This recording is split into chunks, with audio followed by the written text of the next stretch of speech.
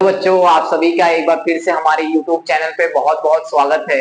तो जैसा कि बच्चों आप सभी को पता है कि मैं आपको पढ़ाता हूं मैं, ठीक है। तो उस क्रम में हम लोग चैप्टर नंबर 3 पढ़ रहे हैं। आपका चैप्टर नंबर 3 का कौन सा एक्सरसाइज, चैप्टर नंबर 3 का दूसरा एक्सरसाइज आपका चल रहा है इस समय, ठीक। और इस एक्सरसाइज में हमने अभी तक कौन से क्वेश्चन नंबर 3 तक हम लोग लगा चुके थे। पूरा नहीं क्वेश्चन नंबर 3 का, क्वेश्चन नंबर 3 में आपके 6 क्वेश्चन है, उसमें का हम लोग जो दो क्वेश्चन आपका लगा चुके हैं, ठीक है। तो आज मैं उसके आगे का आपको क्वेश्चन बताऊंगा, ठीक है। आज मैं एक दो क्वेश्चन जो है आपको पूरा हल नहीं करूंगा, सिंपल सा आपको कैसे समीकरण बनेगा वो समझा दूंगा और आप उसको बाकी अपने से सॉल्व कर लीजिएगा प्रतिस्थापन विधि से, ठीक है। क्योंकि नहीं तो क्योंकि मैं अगर एक एक क्वेश्चन अगर मैं बताने लगूं तो बहुत ज्यादा समय बीत जाएगा और आपको भी दिक्कत होगा, ठीक। तो इसलिए मैं कुछ क्वेश्चन आपको समीकरण बनाकर दे दूंगा और आपको उसमें क्या करना होगा, आप उसको मतलब समीकरण बनाओ, आप उसको हल कर लीजिएगा जैसे पीछे प्रतिस्थापन विधि बताया, ठीक। और जो क्वेश्चन थोड़ा लग रहा है कि वो बताने लायक है तो वो एक दो क्वेश्चन मैं आपको बता दूंगा, ठीक है। चलिए देखते हैं क्वेश्चन नंबर 3 का सेकंड तक हो गया था, तो क्वेश्चन नंबर थर्ड हम लोग देते हैं। देखिए वो आपके स्क्रीन के सामने दिख रहा होगा स्क्रीन पर। तो देखिए पहला क्वेश्चन आई मीन 3 का थर्ड वाला क्वेश्चन क्या है। तो लिखा हुआ है कि एक क्रिकेट टीम के कोच ने 7 बल्ले तथा 6 गेंद 3800 रुपए में खरीदी, ठीक।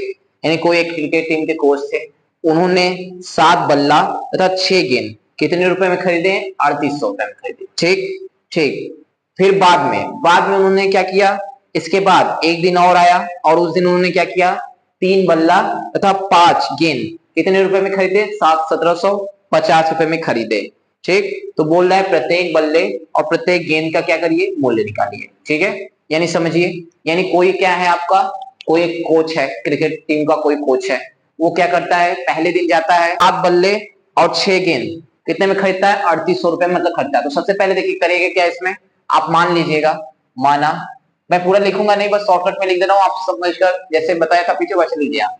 माना जो एक बल्ला का मूल्य है, एक बल्ले का प्राइस मान लेते हैं वो कितना रुपया है, उसने एक्स रुपए में खरीदा, और एक गेंद का मान ले रहे हैं कि उसने कितना, एक गेंद कितने रुपए में खरीदा, रुपए वाई, ठीक। एक बल्ला उसने कितना रुपए में खरीदा, मान लिया ये जो एक बल्ले का प्राइस है वो एक्स रुपया, और एक गेंद का प्राइस कितना है, मान लिया कितना रुपया, वाई रुपया, ठीक। तो देखिए, तो पहला कंडीशन जैसा कि मैंने आपको बताया है कि ऐसे क्वेश्चन में 2 कंडीशन दिया होता है, पहले कंडीशन से आपका पहला समीकरण बनेगा, दूसरे कंडीशन से दूसरा समीकरण बनेगा। तो देखिए पहला कंडीशन क्या कह रहा है कि 7 बल्ले और 6 गेंद खरीदने के लिए उसे कितना रुपया देना पड़ा, तो 3800 रुपया देना पड़ा। कितना रुपया देना, तो देखिए 3800 रुपया देना। तो देखिए एक बल्ले का एक्स रुपया, तो 7 बल्ले का कितना हो जाएगा, 7x हो जाएगा। ये समझ गए नहीं, अरे ऐसे समझिए जैसे मान लीजिए एक बल्ले का, जैसे मान लीजिए एक पेन है, मैंने बोला कि एक पेन का प्राइस 3 रुपए है, और तुम्हें अगर आपसे 2 पेन पूछूंगा तो आप कहेंगे 2 पेन अच्छे। अगर मैं आपसे 3 कहूंगा तो आप कहेंगे एक पेन का गुणा कर दीजिए इसमें। अगर मैं कहूंगा 4 पेन लेना है तो आप कहेंगे एक पेन का जितना है उसमें गुणा कर दीजिए। मैं कहूंगा अगर 5 पेन का है तो आप कर दीजिएगा जितना पेन खरीदना है, और एक पेन का जितना है उसमें गुणा कर दीजिए। यानी हमको जितने का भी निकालना होगा, अगर हमको किसी चीज का एक का दाम पता हो तो हमको जितना भी चाहिए उसका अगर एक के दाम में गुणा कर दे तो आंसर आ जाता है। तो ऐसे बताइए एक बल्ले का एक्स रुपया, तो 7 बल्ले का कितना हो जाएगा, 7x। ऐसे ही एक गेंद का वाई रुपया, 6y, और दोनों को मिलाकर टोटल कितना रुपया हमको देना पड़ेगा, तो 3800 रुपया। ये बन गया समीकरण नंबर 1। ऐसे ही फिर दूसरे कंडीशन में बाद में वो क्या कर रहा है कि 3, तो एक बल्ले का एक्स, तो 3 बल्ले का एक्स, और 5 गेंद यानी 5y रुपया, और दोनों को जोड़ेंगे तो टोटल उसको कितना रुपया देना पड़ रहा है हमें, तो यहाँ पे हो गया आपका 1750। ये बन गया समीकरण नंबर 2। तो ये है समीकरण नंबर 1, ये समीकरण नंबर 2। इसको आप लोग सॉल्व करिएगा प्रतिस्थापन विधि से, तो वहां से x और y का वैल्यू निकलेगा। जो x का वैल्यू होगा वो आपका एक क्या होगा, बल्ले का प्राइस, और जो y होगा वो आपका क्या होगा, एक गेंद का प्राइस, ठीक है। तो उम्मीद है आप इसको सॉल्व कर लेंगे, ठीक।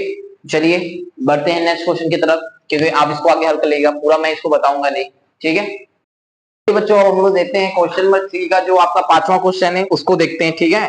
तो इसमें आपका क्या है, क्वेश्चन नंबर 5वां में देखिए, अच्छा इसके पहले मैंने आपको चौथा क्वेश्चन जो है वो आपका छोड़ दिया है, आप लोग उसको ट्राई करिएगा, नहीं आएगा तो आप लोग हमसे पूछिएगा, ठीक। और उसके बाद मैं अगर आपको बता दूंगा अगर नहीं आए तो, बट एक बार ट्राई कीजिएगा आप अपने से, ठीक है। तो चलिए क्वेश्चन नंबर 5 देखते हैं। तो देखिए क्या है आपके सामने स्क्रीन पर दिख रहा होगा, इसको पढ़ देता हूँ। लिखा है यदि किसी भिन्न के अंश और हर में 2 जोड़ दिया जाए तो वह 9/11 हो जाती है, और फिर यदि अंश और हर में 3 जोड़ दिया जाए तो वह भिन्न कितना हो जाती है, 5/6 हो जाती है। वह भिन्न ज्ञात कीजिए। यानी कि आपसे कह रहा है कि कोई मान लीजिए भिन्न है, और अगर उस भिन्न के अंश और हर दोनों में हम लोग कितना जोड़ दें, अगर 2 जोड़ दें तो वो भिन्न क्या हो जाता है, 9/11 हो जाता है। और अगर उसके अंश और हर में हम लोग कितना जोड़ दें, 3 जोड़ दें, तो जो वह हो जाता है वो कितना हो जाता है, 5/6 हो जाता है। तो वह क्या करिए, वह भिन्न क्या करिए आप लोग ज्ञात करिए। ठीक है, तो सिंपली सबसे पहले मैंने आपको बताया था जो भी चीज पूछेगा उसको क्या मानेंगे, एक्स और वाई मानेंगे। ठीक, यानी कि अब इसमें हम लोग क्या मान लेंगे, सबसे पहले अंश मान ले एक्स, फिर वो हर क्या मान लेंगे, वाई। उसके बाद जब सॉल्व करेंगे, समीकरण बनाएंगे, 2 कंडीशन दिया होगा, पहले कंडीशन से एक समीकरण बनाएंगे, दूसरे कंडीशन से एक समीकरण बनाएंगे। फिर जब 2 समीकरण हमारा बन जाएगा तो वो 2 समीकरण बनाने के बाद हम लोग फिर क्या करेंगे, आपका क्या निकालेंगे, 2 समीकरण बनाने के बाद हम लोग एक्स और वाई का वैल्यू निकालेंगे। तो ये जो हमारा एक्स निकलेगा वो क्या निकलेगा, अंश, और जो वाई निकलेगा वो क्या होगा, हर। तो फिर अंश बटा हर यानी एक्स बटा वाई कर दीजिएगा, वो आपका क्या निकल जाएगा, भिन्न निकल जाएगा। ठीक है, चलिए सबसे पहले लिखते हैं, माना, क्या मान लें, माना भिन्न का अंश बराबर कितना मान ले, एक्स। यानी जो भिन्न है, उस जो हमको निकालना है, जो भिन्न पता लगाना है, उस भिन्न का हमको अंश पता नहीं है, तो हमने क्या मान लिया, एक्स। तथा हर कितना मान ले, तो हर हर कितना मान ले, वाई। अब ऐसे ही अब चलिए तो कंडीशन पढ़ते हैं। तो प्रथम प्रश्नानुसार अब क्या लिखेंगे, प्रथम प्रश्नानुसार। ठीक है, तो प्रथम प्रश्नानुसार, प्रथम शर्तानुसार या फिर लिख दीजिए, जो भी बात, दोनों एक ही है, जो भी लिख सकते हैं, प्रथम शर्तानुसार। ठीक, तो देखिए प्रथम शर्तानुसार यानी पहले कंडीशन में देखिए आपको क्या कह रहा है, पहले कंडीशन में जो है आपको ये कह रहा है, क्या कह रहा है, तो देखिए कह रहा है कि अगर भिन्न के अंश और हर में, अच्छा एक मिनट, देखिए आपका ये हो गया, यहाँ पे थोड़ा सा इरेज इसको कर लेते हैं। ठीक है, देखिए अच्छा, अंश अगर आपका किसी भिन्न का x है और हर ये है, तो आपका जो आपका भिन्न है वो क्या हो जाएगा, तो जो भिन्न है वो क्या होना चाहिए आपका, अरे भिन्न क्या होता है, अंश बटा हर ही तो होता है। तो अंश कितना है, x, और भिन्न हर कितना है, y, तो यानी आपका भिन्न क्या होना चाहिए, x बटा वाई। ठीक, समझ में आया इतना बात, चलिए आगे बढ़ते हैं, अब कंडीशन करते हैं। तो प्रथम शर्तानुसार, प्रथम शर्तानुसार, ठीक है, तो प्रथम शर्तानुसार यानी पहले कंडीशन के अकॉर्डिंग क्या कह रहे थे, पहले कंडीशन के अकॉर्डिंग क्या कह रहा है, तो पहले कंडीशन के अकॉर्डिंग क्या कह रहा है, कह रहा है कि अगर, है ना, अगर आपका क्या कह रहा है कि अगर अंश और हर में 2 जोड़ दिया जाए, अंश और हर में 2 जोड़ दिया जाए, तो वो भिन्न क्या हो जाता है, 9/11 हो जाता है। तो देखिए अंश आपको कितना था, x था, y कितना था, I mean हर कितना था, y था, इसमें 2 जोड़ दिया जाए तो इसमें 2 जोड़ेंगे ऐसे, और इसमें जोड़ेंगे 2 ऐसे, तो टोटल भिन्न आपका कितना हो जा रहा है, तो भिन्न आपका कितना हो जा रहा है, क्या कह रहा है, कह रहा है भिन्न जो है आपका वो कितना हो जा रहा है, 9/11 हो जा रहा है, कितना हो जा रहा है, 9/11। ठीक, यही बोल रहा है, हमने ऐसे कर दिया।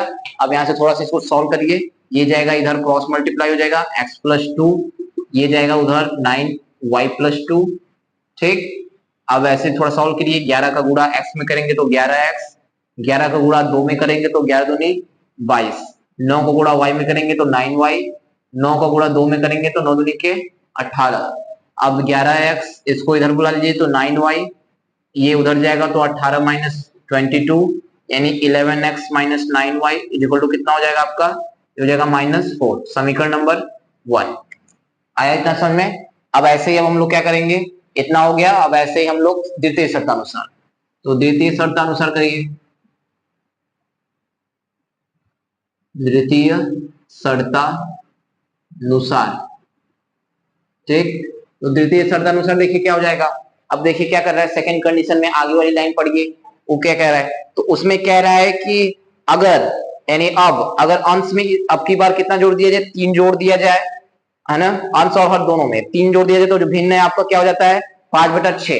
ठीक, यानी अब अंश में 2 नहीं, अब अंश में और हर में कितना जोड़ दिया जाए, 3, तो x+3 हो जाएगा, और हर में भी जोड़ना है तो इस y में भी जोड़ दीजिए 3, तो भिन्न कितना हो जाता है, 5/6। कितना हो जाता है, 5/6, में क्लियर हो जाऊं, तो आपका भिन्न कितना हो जाता है, 5/6। ठीक है, आपका कितना हो जा रहा है, 5/6।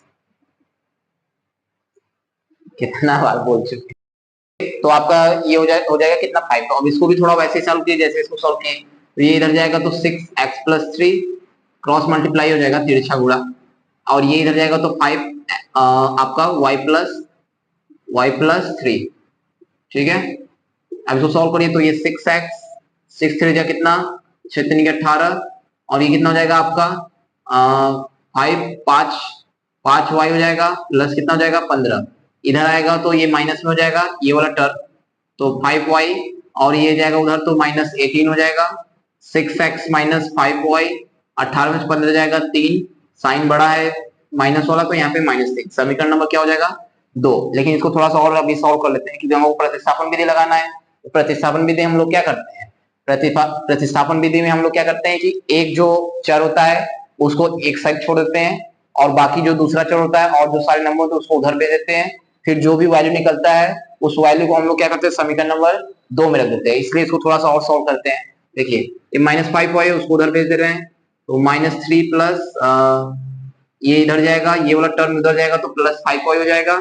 अब ये 6 को भी ले जाएंगे तो इधर गुणा में है, ऐसे यहाँ गुणा होता है, उधर जाएगा तो ये अपान में हो जाएगा, यानी -3 प्लस 5y अपान में कितना 6, ये x। अब इस वैल्यू को ही उठाकर हम लोग क्या कर देंगे समीकरण नंबर किस में रख देंगे, समीकरण नंबर आपका 1 में रख देंगे, ठीक है। तो समीकरण नंबर 1 में रख देंगे, यानी ये लिखेंगे x इक्वल टू कितना -3 प्लस 5y अपान 6, समीकरण किस में रखने पर 1 में क्या करने पर प्रतिस्थापित करने पर, प्रतिस्थापित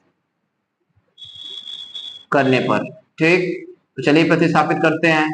तो प्रतिस्थापित करेंगे तो यहाँ पे कितना, तो 11x समीकरण आपका ये है, तो 11x है, तो यानी 11 गुणे x का मान कितना है इतना है, तो रख दीजिए इसको -3 प्लस 5y अपान में कितना 6, ठीक है। और उसके बाद कितना हो जाएगा आपका प्लस -9y है, तो यहाँ पे -9y लिखेंगे, फिर बराबर कितना है -4, तो यहाँ पे क्या लिखेंगे -4, ठीक।